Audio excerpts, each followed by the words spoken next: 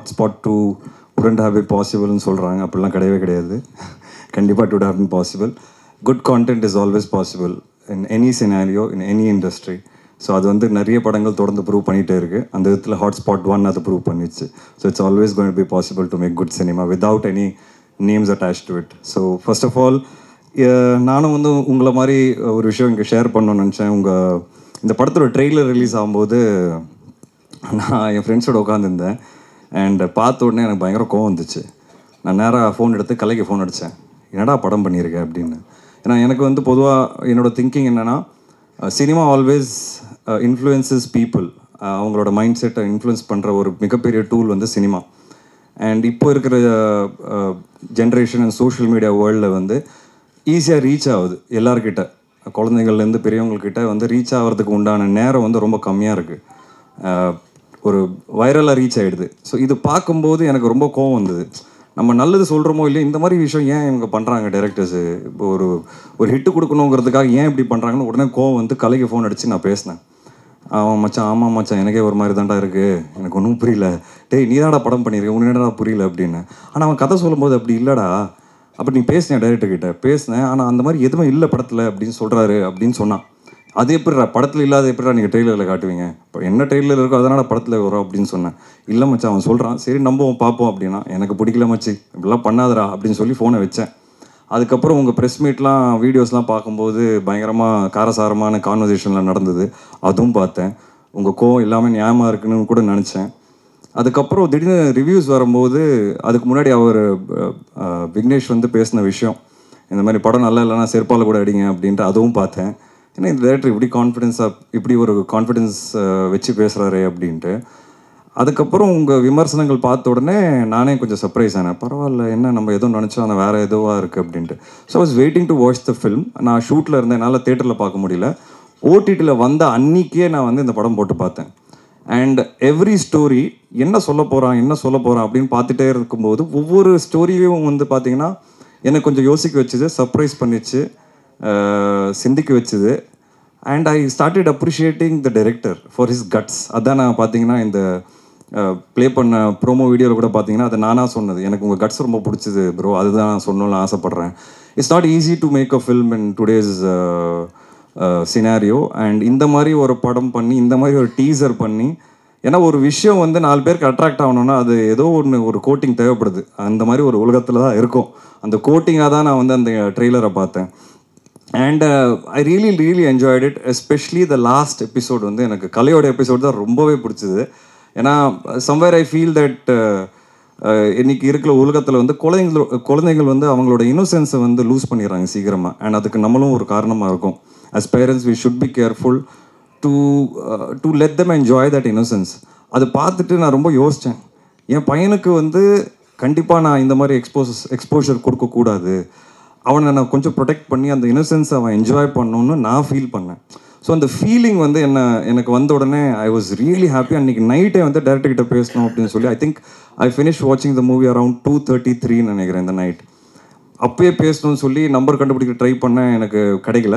துரைக்கு வந்து மெசேஜ் போட்டு வச்சுருந்தேன், துரை எனக்கு வந்து நம்பர் அனுப்புங்க, director number. So next day morning I think I spoke to the director.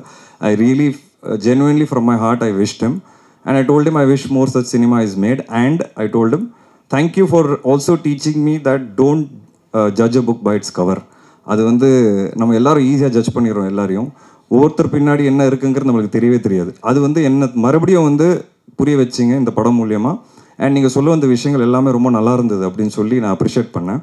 And I told him let's meet பண்ணும்போது துரை வந்து என்கிட்ட சொன்னார், டைரக்டர் இந்த மாதிரி அடுத்தது பிளான் பண்ணுறாரு அப்படிங்கும்போது ஐ ஆஸ்க்ட் ஹிம் என்ன வச்சுருக்கீங்க, சரி இதுக்கு மேலே என்ன பண்ண போகிறாரு அப்படிங்கிறது. And then he narrated the entire script to me. எனக்கு ரொம்ப பிடிச்சது. மறுபடியும் every story was very unique. திருப்பி அவர் சொல்ல வர விஷயங்கள் வந்து நல்லா இருந்தது. என்னைக்கு இருக்கிற காலகட்டத்தில் அது வந்து திருப்பி எல்லாருக்கும் அப்ளை ஆகும், எல்லோரும் யோசிப்பாங்க. என்னோடய பர்சனல் ஃபேவரட் வந்து அந்த லாஸ்ட் கதை, அதை நீங்கள் எல்லோரும் பாருங்கள், அது ஏங்கிறது உங்களுக்கு தெரியும். ஐ think that was my most favourite in the second part. All stories are good, but என்னோடய பர்சனல் ஃபேவரட் அந்த 4th ஸ்கிரிப்ட். அது ஏங்கிறது வென் யூ வாட்ச் ப்ராபப்ளி அது ஒரு சின்ன ஒரு டிபேட்டாக கூட ஆகும் அந்த ஒரு டாபிக் மேலே வரும்போது. But I am looking forward to it. And then we discussed என்ன பண்ணலாம் அப்படிங்கிறது.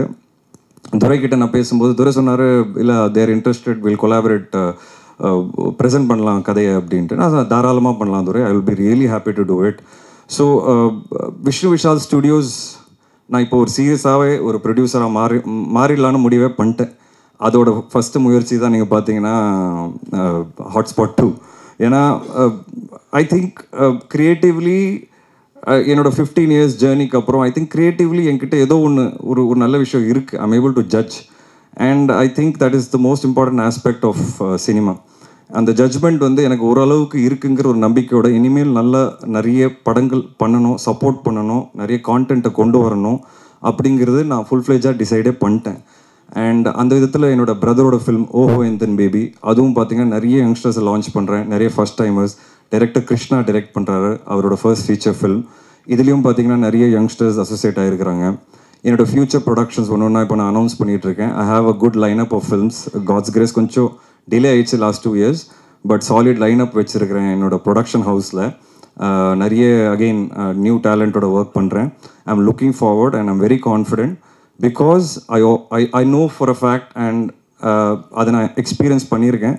நல்ல படங்களை என்றைக்குமே அது மீடியாவாக இருக்கட்டும், ப்ரெஸ்ஸாக இருக்கட்டும் அண்ட் ஆடியன்ஸாக இருக்கட்டும் என்றைக்குமே கைவிட மாட்டாங்க.